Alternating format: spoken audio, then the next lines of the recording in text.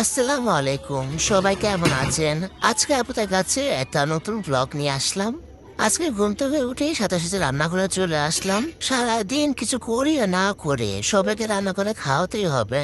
কারণ আমি রান্না করলে সবাই খেতে পারবে, আর সবাই খেতে পারলে আমি অনেক খুশি পাবো।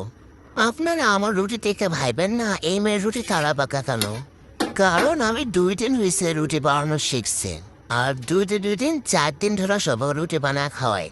বাপ মা বিয়ে দিছে, জামাইরও তো রুটি বানা খাওয়াই লাগবো। বিয়ের আগে আমার বাপ্পারে একদিন রুটি বেলা খাওয়াতে পারেনি, আর জামাই বেলারে প্রতিদিন রুটি বানা খাওয়ানো লাগে।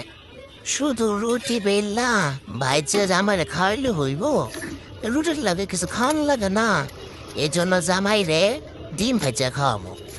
আমার জামাই আবার এদিক তো খুব ভালো, খালি ডিম আর পেঁয়াজ একটু মিক্সড করে দিয়া ভাইজা দিলেই হইব। এই কি খাই লইব। আমার যত সব ঝামেলা।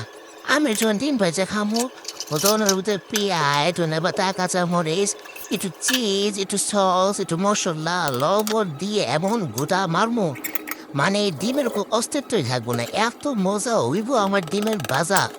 মানে একদিন আপনার রেসিপিতে খাবো, দেখলে আপনার একদম মুখটা পানি হয়ে পড়বো। তো আমার নাস্তা খাওয়াও শেষ, আর ভিডিও শেষ। যদি ভিডিও ভালো লাগে তাহলে দুপুর ভিডিও একদিন মনে ওই দিন দেখেন।